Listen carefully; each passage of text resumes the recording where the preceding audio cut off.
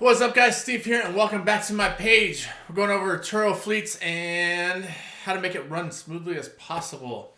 Hopefully what I get out to you guys helps you guys out, at least in the slightest. Kind of give you a little bit of a jump, a little bit ahead of where I started at. So before we get too deep into all this stuff, make sure you guys hit that like button, smash that subscribe, and hit that notification bell. And this will help get all this info out to as many people as possible, so that way you guys aren't making the same mistakes that I did right off the bat. Okay, so now that we got all that out of the way, you got your first car listed, and it's doing super well, okay? Just like mine. I got the Civic on there, first car, it's doing great. And now you're getting to the point where you're like, okay, I need more cars. Let's do this. 10 more, here we go. Let's run to the dealer. Oh, the listing price is $28,000 for this nice economical car. Cool. We'll pay the $28,000, and then yeah, you need the extra insurance, you need the gap insurance, you need the alarm system, you need all this upsells at financing. Yeah, let's throw it on there. Let's go for it. Non-negotiable. Let's just do it.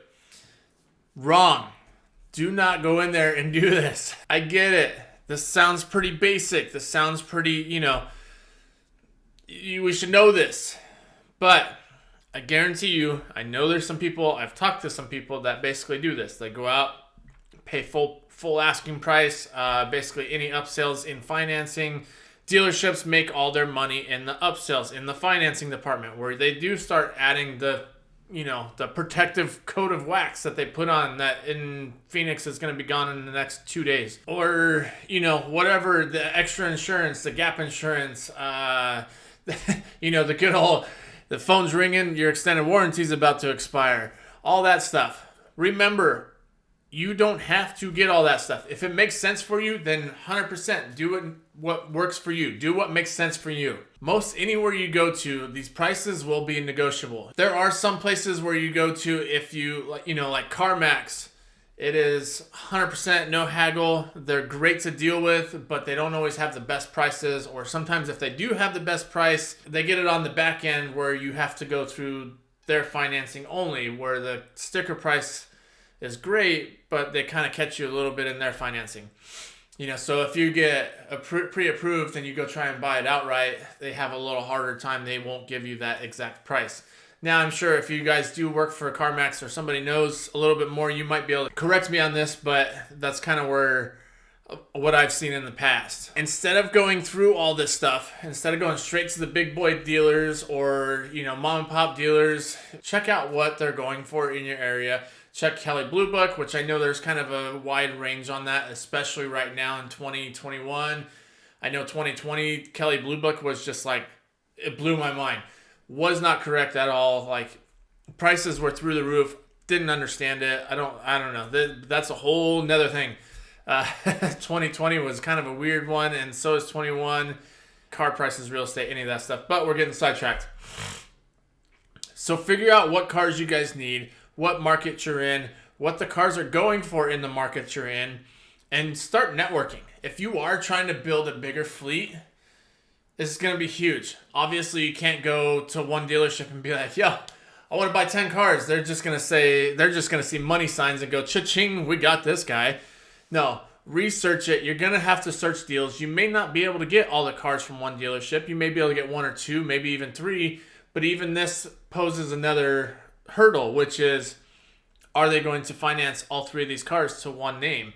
And how am I going to get around that? There are ways to get around that. But as of for right now, we're just focusing on what cars we want to acquire now and making sure we get them at the best price possible. So there's multiple ways to go about this. You can check Facebook. You can check, Vroom. You can check Carvana.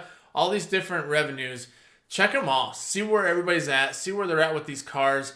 Vroom, some of those places are a little bit harder because you can't really get in them, but if it's an asset that you're just trying to put on the platform, do you really need to get in and see, is this color leather right? Is this cloth right? You're going to know that if you get them from some of these places, you're going to have an idea of what kind of condition they're in. So one avenue that I have gone, instead of just narrowing it down to the Facebook Marketplace, you can jump into communities within your city or within your state that have Facebook groups.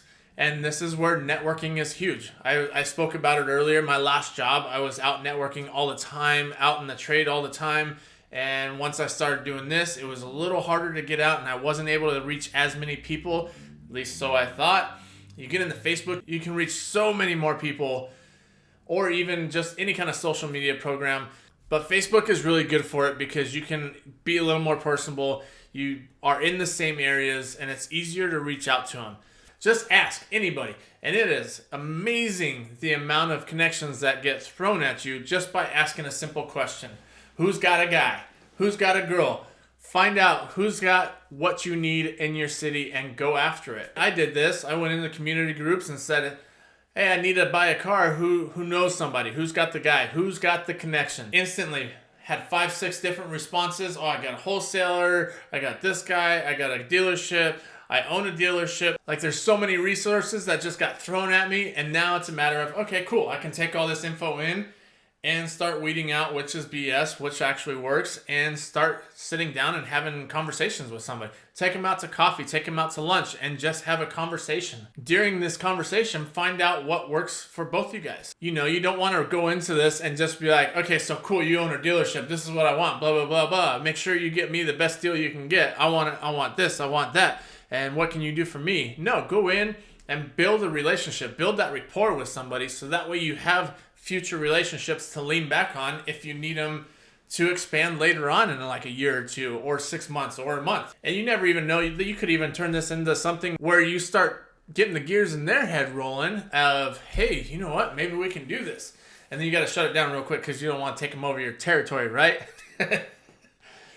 Wrong, there's competition, who cares, whatever. I'll outperform you any day, let's go. So get in here, get these relationships, and you don't have to give them everything that you're trying to do, right? You obviously don't want to give them all the details, everything about your plan, everything. You don't want to get completely screwed over with that. But build these relationships where, hey, you own a dealership or you're a wholesaler or, what have you. Make it to where you guys can work off of each other. This will go a long ways. Make sure that whatever relationships you start up out of this, it's give and take. You can't just keep take, badgering, because then you're going to end up ghosted just like that guy or girl you were trying to get, right? So make sure you guys are on the same page. Make sure you're able to get along, make it work for both you guys. Obviously, they're in the business of making money, and so are you, and it's just a matter of, okay, how can we do this together without one of us feeling like, we just got completely taken advantage of? Because that's the last thing you want. Just like when you have a guest come rent your car. You don't want to take advantage of them. You want to make sure you're able to keep those reviews clean across the board. Now, I'm not saying that every relationship that you get off of Facebook or any other social media program or just going out and doing meet and greet, not all of them are going to end up perfect. But there's a good way to kind of try and go about it and weed out what you need and make sure that it works for both of you guys. Because in the end, we're all doing the same thing. We're all trying to provide for our families, right? Some of us are trying to create some extra income. Some of us, it's a full-time gig. But bottom line, we all have the same results. We all are the same end goal in mind. We're all trying to make money, get a little bit ahead. Definitely check out, use any resource you can, and just build those relationships. Make it worth it for both you guys. Don't go out there expecting everybody to hand everything to you. You are going to have to work for this, but just work at it. Build those relationships. None of this stuff is going to be built overnight. Yes, you can go out, you can go buy 30 cars, but are they all going to be bought right and at a good price? The last thing that we want to do is go out and just flood the market with a bunch of cars that now if they get damaged or now they're off the road or they're off the platform and now you're not able to rent them and you can't even sell them for what you bought them for. That's the last thing we want to do. So make sure you go in, know your market, know what's around you, and know what's a good deal for the cars that you're going for. Some of them are cash cars, some of them are financed. Either way, the concept is still the same, whether it is cash or financed. It's still the same. You're going to want to make sure that you're buying it under or at a good market value. That's about all I got for you guys today. As always, like, subscribe, hit that notification bell.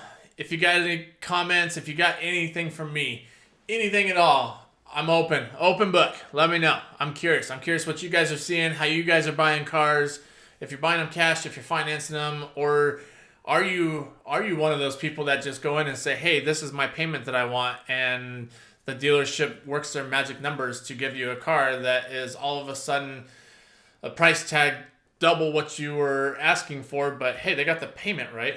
Thanks, guys. Let me know. I'm curious. Because I have been that guy. I think we all have been, where we go in and buy a car and we just get screwed. So as always, like and subscribe. Hit that notification bell if this is at all of any use to you guys. I am also curious, what do you guys do to help your fleet run seamlessly? What do you guys do? What's your little tricks? If you're not scared to throw them out there, then drop them in the comments.